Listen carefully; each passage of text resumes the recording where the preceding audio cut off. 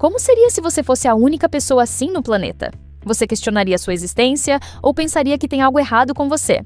Se outros filmes com histórias parecidas servirem de referência, a resposta é sim. As pessoas geralmente têm medo do que não entendem, e esse é o dilema que Rumi enfrenta quando é descoberta como uma meia-demônia em guerreiras do K-pop. Embora Celine a tenha criado para lutar ao lado de Mira e Zoe para proteger o mundo delas, ela mantém a identidade do pai em segredo porque sabe que elas não entenderiam. Mais importante ainda, ela também teme o que suas marcas possam indicar sobre ela mesma, já que evita e esconde ativamente essa parte mais sombria de sua personalidade. No entanto, não consigo deixar de pensar que a vida de Rumi teria sido mais fácil se ela tivesse conhecido alguém como Jinu mais cedo na vida. Alguém que entendesse o que as marcas de Guima realmente significavam e como elas prejudicam um indivíduo. Em vez disso, Rumi é retratada como a única meia-demônia na narrativa, como uma raridade única na vida. Mas acho que os meio-demônios não são tão raros quanto nos fazem acreditar, e no vídeo de hoje vou explicar o porquê, incluindo por que podemos ver mais deles na sequência. Número 1. O pai desaparecido de Rumi. Sabemos muito pouco sobre os pais de Rumi, que continuam sendo um dos poucos mistérios de guerreiras do K-pop.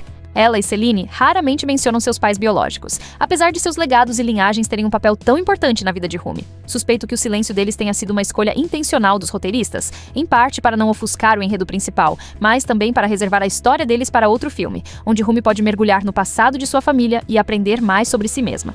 Também faz mais sentido que ela aprenda mais sobre seu pai depois de abraçar e se conectar com seu lado demoníaco, já que seria difícil para ela esconder essa parte de si mesma enquanto faz isso. O primeiro filme confirma que a mãe de Rumi morre quando ela é jovem, seja quando ainda é bebê ou um pouco mais velha. O pai de Rumi não aparece, o que deixa Celine como sua principal cuidadora. No entanto, não há nenhuma conversa ou cena explícita que explique o que acontece com o pai de Rumi. A maioria dos fãs presume, e eu fiz o mesmo depois de assistir pela primeira vez, que o pai de Rumi morreu nas mãos de caçadores, mas a ambiguidade deixa espaço para ele retornar na sequência. Há muitas razões pelas quais ele poderia ter deixado Rumi para trás. Como demônio, os caçadores poderiam tê-lo forçado a entrar no reino de Guima para ser preso. Ele poderia ter se escondido voluntariamente para evitar ser capturado, ou poderia ter se tornado um recluso para esconder sua conexão com Rumi de Guima. Afinal, Guima força os demônios à submissão invadindo suas mentes e memórias, o que teria facilitado para ele descobrir sobre Rumi e sua vida na Terra. Agora que Huntrix derrotou Guima, criou um Honmun mais forte e revelou que Rumi é meio demônio, não há motivo para seu pai continuar escondido, se é que foi para lá. Ele poderia voltar à Terra dos Vivos ou tentar se conectar com Huntrix pela primeira vez para ver a mulher em que Rumi se transformou.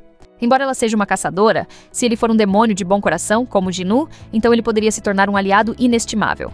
Além disso, se ele se sentia confortável o suficiente vivendo entre humanos antes, é possível que Rumi não seja a única criança que ele queria proteger ao se esconder.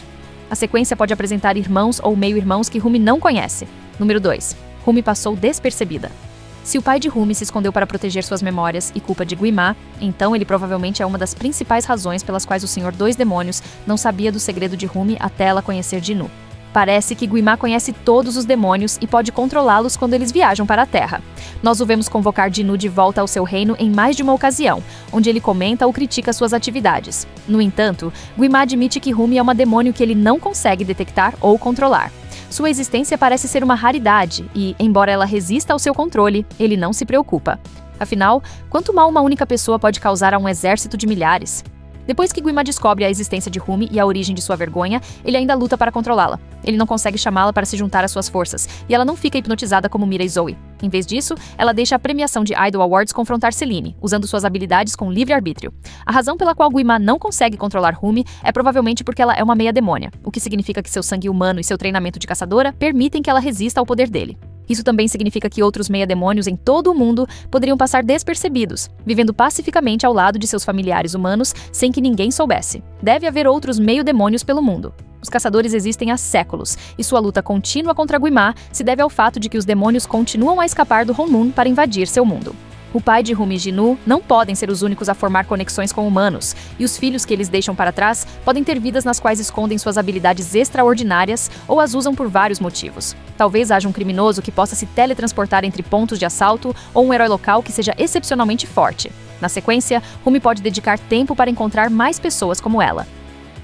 Número 3. Mundo demoníaco inexplorado. Os meio-demônios são uma subseção inteira do universo guerreiras do K-pop que ainda não foi explorada, mas essa não é a única parte da franquia que os fãs querem ver mais. A maior parte do primeiro filme se passa na Terra, enquanto Huntrix e os Saja Boys competem para se tornarem os melhores artistas de K-pop do mundo. Nós os vemos participando de programas de jogos, eventos para fãs e locais lotados, com a maioria de seus fãs sendo puramente humanos. O filme também é bem moderno, já que se passa nos dias de hoje, com flashbacks ocasionais do passado, para mostrar momentos importantes para personagens como Ji-Nu, que viveu séculos atrás. Assim, suas roupas no reino dos demônios refletem as roupas que ele poderia ter usado em vida, e parece que o mesmo vale para a maioria dos demônios, que tem diferenças na aparência e no poder, com base no que são e de onde vêm. O máximo que vemos do mundo demoníaco é diante de Guimá, onde os demônios se reúnem para ouvi-lo falar. Eles não saem desse local de encontro sombrio e triste, então não vemos como sua sociedade funciona ou se existem famílias entre eles. A maior parte do que sabemos vem de Ji-Nu, que descreve os demônios como vítimas que não podem escapar de Guimá, mesmo que queiram. Os demônios podem ter famílias, incluindo filhos com sangue humano.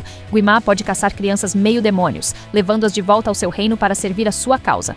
Não consigo imaginar que os caçadores apoiariam humanos que têm relacionamentos com demônios. Como seus inimigos jurados que tiram vidas inocentes, a maioria dos caçadores vive com a noção de que os demônios devem ser erradicados e são irremediáveis. Mesmo Celine, que prometeu cuidar da filha de sua amiga, teve dificuldade em aceitar Rumi. É provável que qualquer caçador que encontrasse um meio-demônio também o exterminasse na hora, enviando-o para ser levado por Guimá. A conexão de Celine com Rumi pode ter sido a única coisa que a salvou de ser descoberta como os outros. Número 4. O contraste narrativo de Rumi. Além de fazer sentido, considerando há quanto tempo os demônios interagem com os humanos, ter outro meio-demônio aparecendo na sequência teria um impacto considerável em Rumi e sua narrativa. Durante a maior parte de sua vida, ela se sentiu isolada e sozinha, mesmo tendo os outros membros da Huntrix para contar. Ela temia quem poderia se tornar se desviasse do caminho dos caçadores, então fingiu que suas marcas demoníacas não existiam e se tornou a líder que Celine a treinou para ser. Não é preciso dizer que ela tem uma pressão enorme sobre os ombros, mas, apesar disso, nunca se desviou da luz. Rumi queria ser uma força do bem e proteger os outros. Seus desejos mais profundos nunca mudaram, mesmo quando Ji-Nu a traiu no Idol Awards ou quando ela perdeu seus amigos depois disso. Rumi escolheu enfrentar Guimá sozinha, mesmo que isso significasse contar com seus novos poderes demoníacos para ter alguma chance de lutar. Outro meio-demônio poderia ter um sistema de crenças completamente diferente e usar seus poderes para fazer mais mal do que bem. A força interior de Rumi vem de ter crescido ao lado de caçadores, pessoas com um forte senso de justiça e honra.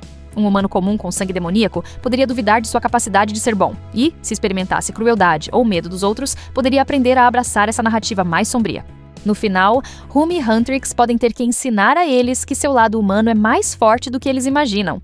Logicamente, seria impossível que Rumi fosse o único meio-demônio da história. Houve um tempo antes da existência dos caçadores, quando os demônios atacavam os humanos sem controle, o que significa que eles podiam manipular pessoas inocentes ou ter famílias com elas, colocando-se em posições mais altas na sociedade para ganhar mais poder e prestígio social. Nos dias de hoje, com a maioria dos demônios presos atrás do Honmun, seria mais difícil para os meio-demônios passarem despercebidos ou existirem. Mas deve haver outros demônios como Ji-Nu, que aprendem a se arrepender de seus erros passados e não querem nada mais do que esquecer sua maior vergonha. Esses demônios podem ser mais humanos do que imaginamos, dispostos a fazer qualquer coisa para se redimir e capazes de formar relacionamentos significativos com os humanos. O pai de Rumi poderia ter sido um desses demônios que traiu Guimá em favor de sua nova família. Você acha que existem mais meio-demônios por aí? Rumi deveria encontrá-los na sequência? Adoraríamos ouvir sua opinião nos comentários abaixo. Obrigado por assistir. Se você gostou deste vídeo, clique no botão curtir, inscreva-se em nosso canal e ative as notificações para ficar por dentro dos nossos uploads.